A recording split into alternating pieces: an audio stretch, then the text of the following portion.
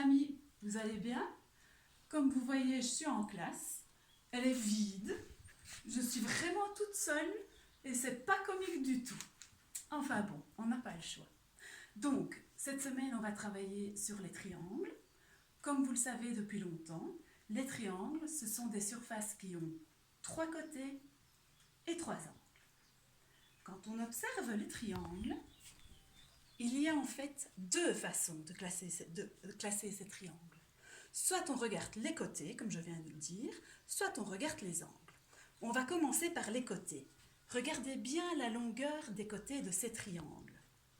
Vous voyez qu'il y en a qui ont les 3 côtés différents, de longueurs différentes. Regardez, celui-ci, les 3 côtés sont différents, celui-ci et celui-ci. Ces 3 triangles, les amis, ça s'appelle des triangles scalènes. Triangles scalènes, et ce sont donc ceux qui ont 3 côtés différents. Voilà. Il y a aussi les triangles qui ont 2 côtés isométriques, 2 côtés de même longueur. On voit ces 2-ci, ces 3-ci, pardon, il y en a 3. On les appelle les triangles isocèles, ceux qui ont 2 côtés égaux.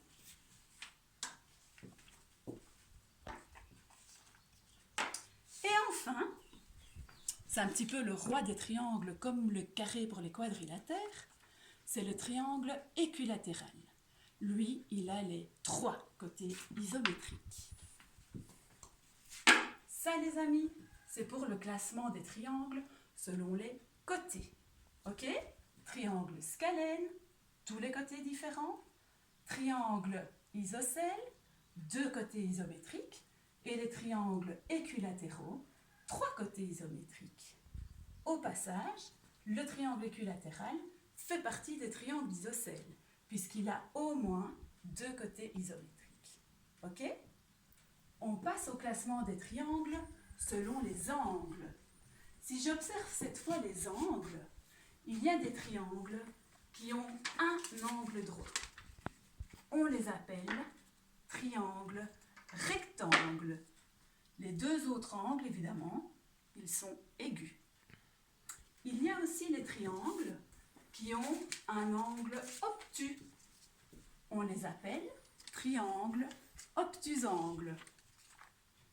Les 2 autres angles, ils sont aigus. Et enfin, les triangles qui n'ont que des angles aigus. On les appelle triangles acutangles. Donc, en résumé, chaque triangle a 2 noms. Je vais en prendre un ou 2 au hasard, vous allez voir. Si je prends par exemple, celui-là j'ai oublié de le mettre, tiens. Si je prends par exemple celui-ci, si vous regardez ses côtés, il a 2 côtés isométriques. C'est donc un triangle isocèle, mais il a aussi un angle droit.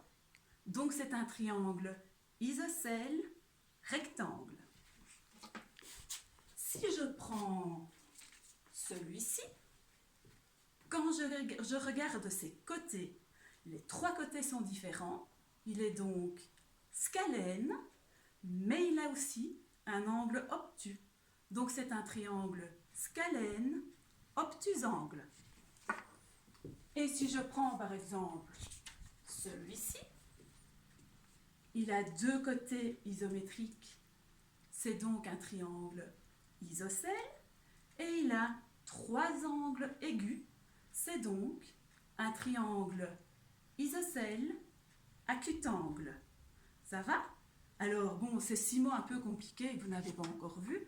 À force de faire les petits exercices tous les jours de cette semaine, ne vous tracassez pas, vous allez les retenir et tout va bien se passer. Je vous fais des gros bisous et vous me manquez beaucoup. Je me réjouis de vous retrouver.